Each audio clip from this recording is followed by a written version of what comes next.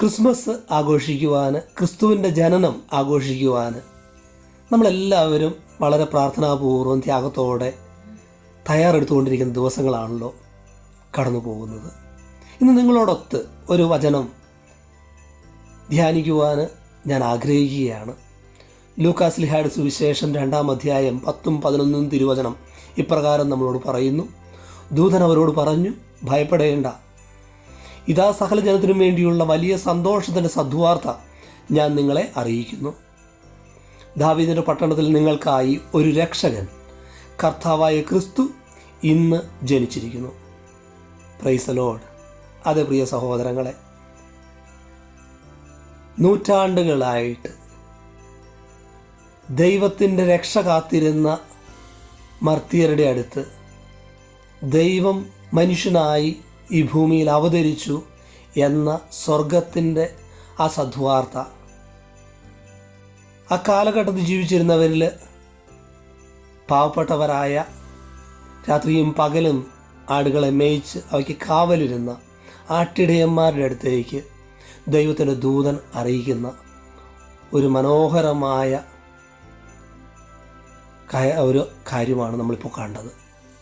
അത് പ്രിയ സഹോദരങ്ങളെ, എന്താണ് ദൈവത്തിൻ്റെ ദൂതൻ പറഞ്ഞത്?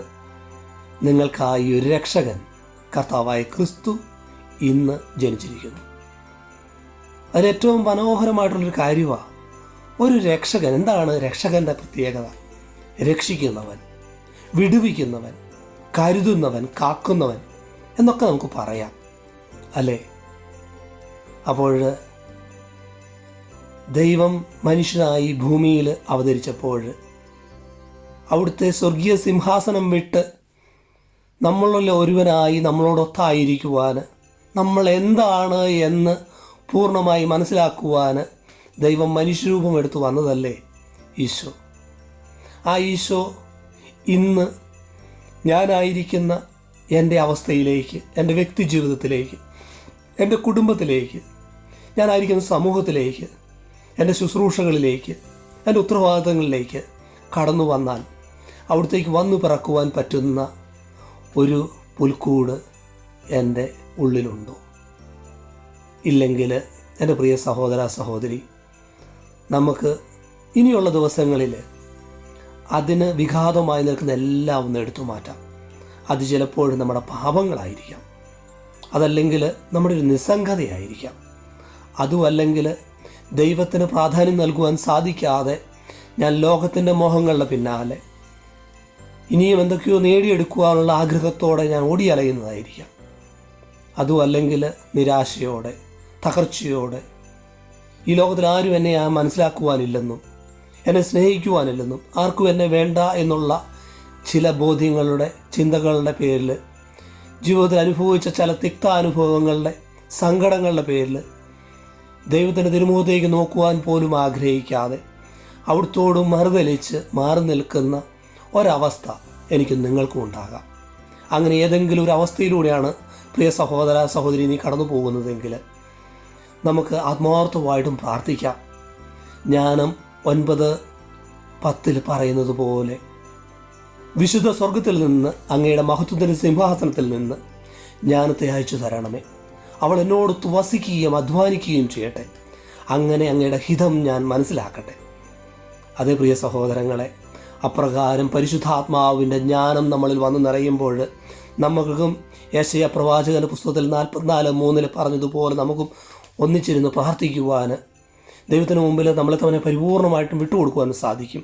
വചനം നമ്മളെ ഇപ്രകാരം ഓർമ്മിപ്പിക്കുന്നു, മരുഭൂമിയിൽ, വരണ്ട ഭൂമിയിൽ ജലവും ഉണങ്ങിയ നിലത്ത് അരുവികളും ഞാൻ ഒഴുക്കും. നിൻ്റെ സന്തതികളുടെ മേലെ എൻ്റെ ആത്മാവും, നിൻ്റെ മക്കളുടെ മേലെ എൻ്റെ അനുഗ്രഹവും ഞാൻ വർഷിക്കും.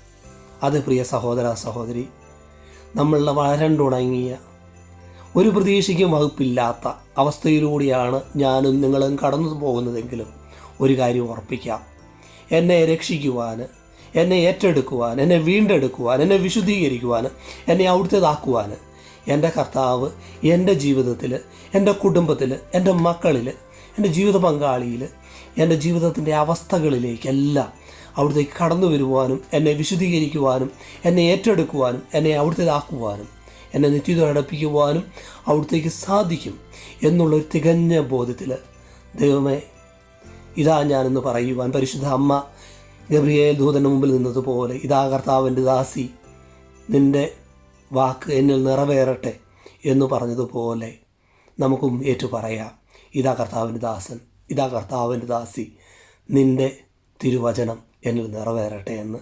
എല്ലാവർക്കും അതിമനോഹരമായ ക്രിസ്മസിൻ്റെ എല്ലാ അനുഗ്രഹങ്ങളും ആശംസകളും നേരുന്നു. ദൈവം നമ്മളെല്ലാവരെയും സമൃദ്ധമായിട്ട് അനുഗ്രഹിക്കട്ടെ.